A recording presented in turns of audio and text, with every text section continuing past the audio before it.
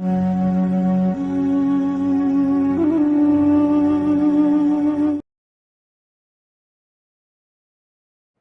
Everyone, इस video में हम डिफ़ॉल्ट पैरामीटर वैल्यू के बारे में पढ़ेंगे। हम किसी भी फंक्शन के डेफिनेशन में जो पैरामीटर लिखते हैं, उनको हम कुछ डिफ़ॉल्ट वैल्यू भी दे सकते हैं। तो अगर हम उस पैरामीटर को वैल्यू नहीं पास कर रहे हैं, तब डिफ़ॉल्ट वैल्यू ले लिया जाएगा। जब भी हम किसी फंक्शन को वैल्यू पास करेंगे, तो पास होने वाली वैल्यू एक्सेप्ट की जाएगी, ना कि डिफ़ॉल्ट वैल्यू। जैसे ये फंक्शन की डेफिनेशन लिखी है, इसमें एक पैरामीटर है अमाउंट। इस पैरामीटर को एक वैल्यू दी गई है, असाइन के बाद 0 लिखा हुआ है। तो जब भी हम इस फंक्शन को कॉल करेंगे, अगर हम कोई आर्गुमेंट नहीं पास करेंगे तो अमाउंट की डिफ़ॉल्ट वैल्यू ले ली जाएगी 0।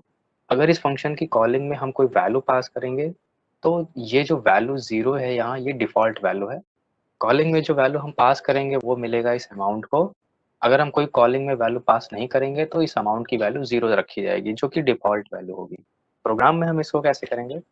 मान लेते हैं एक फंक्शन दिया हुआ है जिसका नाम है फन।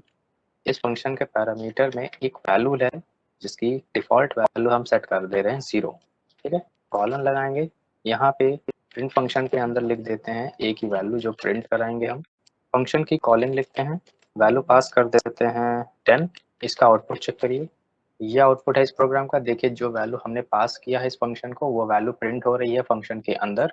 अब हम क्या करने वाले हैं, इस फंक्शन को कॉल करते हैं लेकिन कोई भी आर्गुमेंट पास नहीं करेंगे। देखिए जो सेकंड कॉलिंग से जो वैल्यू हमको मिल रहा है वो मिला है 0, यानी फंक्शन के अंदर a की वैल्यू 0 है। हमने कोई वैल्यू पास नहीं किया है, इस वजह से जो डिफ़ॉल्ट वैल्यू a के लिए है वो 0 है, जो फंक्शन के पैरामीटर में लिखा हुआ है। ये ऑप्शनल होते हैं, यानी कॉलिंग में आपको इनकी वैल्यू भेजने की ज़रूरत नहीं होती है। अगर आप वैल्यू नहीं भेजते हैं, तो जो डिफ़ॉल्ट वैल्यू होगा वो उस पैरामीटर को वैल्यू मिल जाएगा। अगर कोई वैल्यू आप भेजते हैं, जैसे यहाँ आपने भेजा है 10, तो ये वैल्यू a को रिसीव हो जाएगा, और ये डिफ़ॉल्ट वैल्यू तब उस केस में नहीं लिया जाएगा। तो बहुत सारे केस में हमको ये यूज़ करना पड़ता है। जैसे एक और एग्ज़ाम्पल दिखाते हैं आपको। मान लेते हैं यहाँ एक नेम पैरामीटर है और यहाँ पर एक पैरामीटर है जेंडर। जेंडर की वैल्यू हम डिफ़ॉल्ट सेट कर दे रहे हैं मेल पे, ठीक है? तो जब भी हम इस फंक्शन को कॉल करेंगे, तो नाम और जेंडर को प्रिंट करा लेते हैं। तो अब फ़ायदा क्या होगा इससे? देखिए डिफ़ॉल्ट वैल्यू है m, यानी कि जब भी कोई नेम मेल होगा तो हमको जेंडर लिखने की ज़रूरत नहीं पड़ेगी। तो फंक्शन लिखिए बस बॉय का नेम और फिर पैरेंथेसिस क्लोज करके कॉलिंग करिए।